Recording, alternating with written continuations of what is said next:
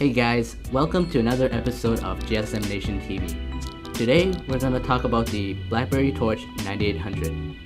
This is actually RIM's third touchscreen phone, but it's the first to use a slide-out QWERTY keyboard, so we're all very excited to try it out. So without further delay, let's get to the unboxing.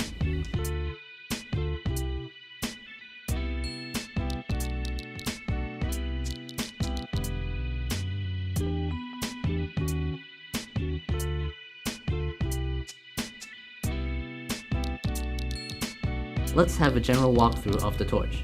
The first thing you will notice is that it slides out with a QWERTY keyboard underneath.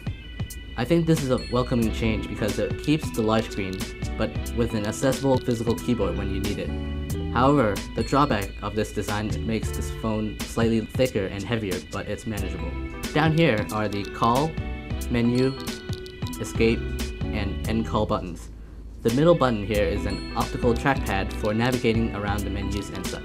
On the right side of the Torch, there is a 3.5mm audio jack, volume rockers, and a camera button.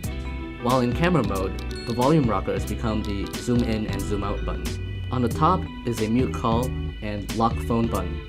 And on the left here is where you plug in the micro USB charger or cable. The back houses a 5-megapixel camera with an LED flash. The back cover is removable, and that's where the memory card and SIM card is housed. So let's take a look at the front again. Over here is the front speaker, and next to it is a proximity sensor for auto turn off of the screen. If I slide out the screen, the mic is revealed here. For the display, the Torch uses a 480 by 360 3.2-inch HVGA touchscreen, which is a standard size for a smartphone. However, it doesn't use a Gorilla Glass or IPS, so it's more susceptible to scratches. Another major change is that RIM decided to use a real touchscreen instead of the shore press design which was found on the Storm and Storm 2. This is a welcoming change as the user experience has greatly improved. In terms of its output quality, I think it's only adequate for today's standard.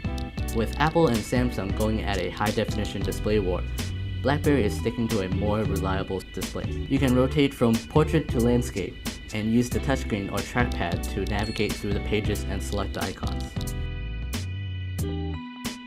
RIM has recently released their newest rendition of their own OS and is now up to version 6. The improvements of version 6 over version 5 are very impressive. The user can now navigate the menus using gestures such as tap, pinch, slide, touch, and hold and double tap.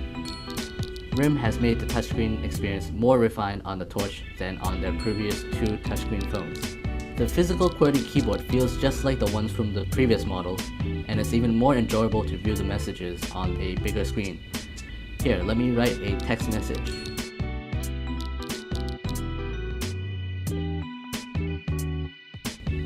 Hello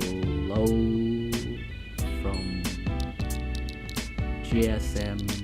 The browsing experience is also one of the heavily renovated aspects in the BlackBerry OS 6. They are now using a WebKit-based browser, which is similar to the one found on the iPhone or Android devices. Now let's see it in action.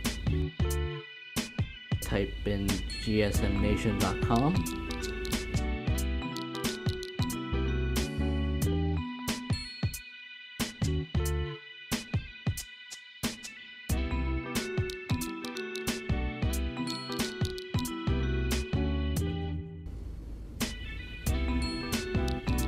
Notice the loading time is pretty quick.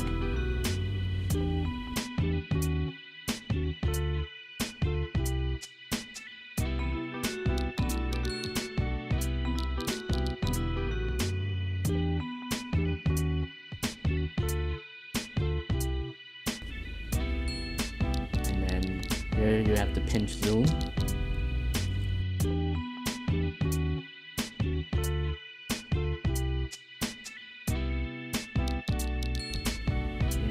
Navigates around pretty smoothly.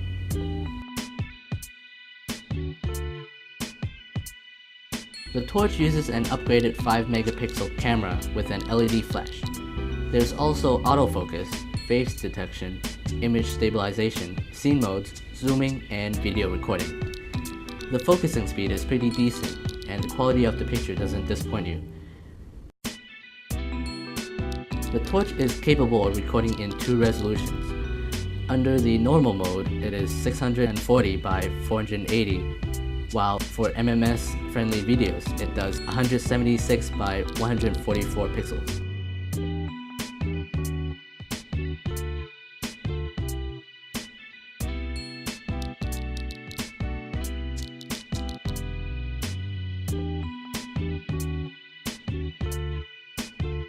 Reviewing the photos and videos taken from the camera in the gallery is pretty snappy.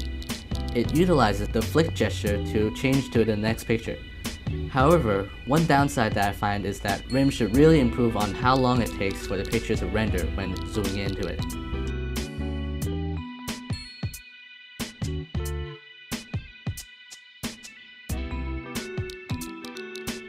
While the BlackBerry Torch has gained much appraisal for its reworked design, I believe RIM still needs to continue to refine parts of their interface to capture more interest from the consumers.